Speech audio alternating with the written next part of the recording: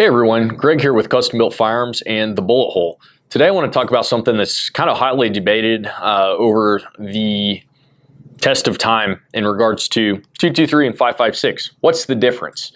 So let's start with the ammo and then we'll talk about the chambering, because there's a difference between the ammo only slightly.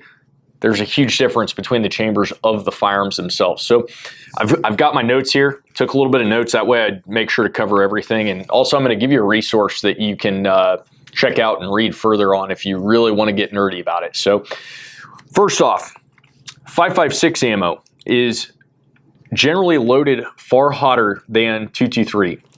So chamber pressures can range up to about 62,000 PSI. And there's no SAAMI spec for 5.56. Even though it is a NATO cartridge, the industry hasn't really recognized a proper SAAMI blueprint spec. So you can get some variations in there. And that really comes into play when we're talking about the chambering down the road. Next up, we've got 223. Slightly lighter chamber pressures. Generally, these top out around 55,000 PSI. So when we talk about our PSI and chamber pressure and all that good stuff, that correlates more to the chamber than it actually does the loading of the ammunition. You know, the chamber is what's going to denote a lot of that pressure. So is gunpowder though too. So the easiest way to compare the two is we've got our standard loaded 223, and if you imagine 5.56 being a plus P type cartridge, just meaning it has higher pressure, that's really the easiest way to think about it.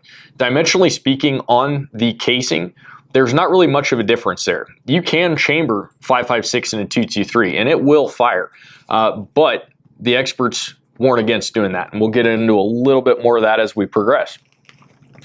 So next up, chambers. 223 has a SAAMI spec on that dimension, so the chamber is going to be pretty uniform between 223 firearms. Now with that being said, the throat of the chamber, which is where the bullet is going to meet the lands and grooves of the rifling, is a little bit more aggressive on a 223 cartridge, chambered firearm, whereas on a 5.56, it's a little bit less aggressive. So it's a slightly longer overall chamber because of that less aggressive throat.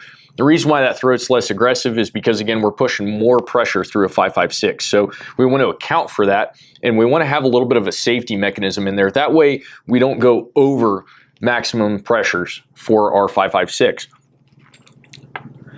Next up, everybody always wants to argue about what you can fire through what chamber. If a rifle is chambered for a 5.56, you can fire a 223 or a 5.56 out of it. And then people say, well, on a 223, you cannot fire 5.56 through it.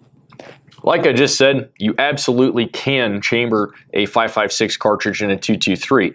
It will chamber and it will fire.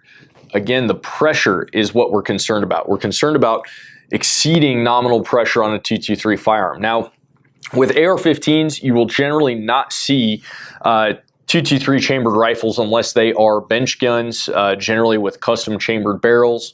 You'll hear about 223 Wild as well, which is actually cut so that 5.56 has safe chamber pressures through it. Custom Built Firearms Manufacturing, we use all 5.56 chambered barrels so that you can fire both through it with no safety issues whatsoever. From there, that's really about it when it comes to 5.56. It's primarily a pressure difference, and that pressure difference is crucial in regards to safely firing the firearm. If you have a pressure spike, you can have some interesting stuff happen. Generally, it's not dangerous to you, the shooter, but it can be dangerous to your firearm. It's really easy to crack bolt lugs, blow out an extractor, you might blow out your magazine, and over time you can run into an issue where your headspace is now off because you've worked the throat out of the barrel. And now when you're putting 5.56 into that 223 with an eaten up throat, gun might not headspace correctly, and that can get really dangerous really fast. I wouldn't recommend trying it. So to wrap up this short little video, you know, it's absolutely okay to fire 223 out of a 5.56. In fact, 223 is generally cheaper and it's generally more readily available than 5.56. So I'd recommend training with 223. It's easier to get a hold of. 5.56 is where we get into more of our defensive type ammo. So this cartridge right here, this is a 77 grain Mark 262 from Black Hills.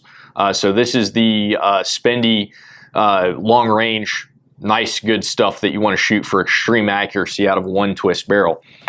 The other cartridge I have here is also a pretty high-end cartridge. This is Hornady Tapped 75 grain, but this is a 223 case, so it was developed to shoot out of either firearm.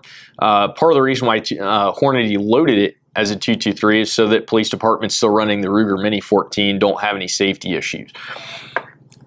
If you guys have any questions, my recommendation would be to look at Lucky Gunner. That website has a fantastic article where they went and fired a bunch of 5.56 out of 223 rifles and vice versa and measured the pressure differences between the two. So there's a lot of scientific data in there that you can see. And, you know, I don't want to put words in Lucky Gunner's mouth, but they really kind of found that it's very unlikely that firing 5.56 out of a 223 is dangerous. Again, we don't recommend it, and I'm not recommending doing that, but their results speak for themselves. And as always, hit like, subscribe, and by all means, give us some feedback on this video about what you think the differences are between 223 and 5.56, because there's a lot of misinformation out there, and I'd love to have a conversation about it. Have a great one.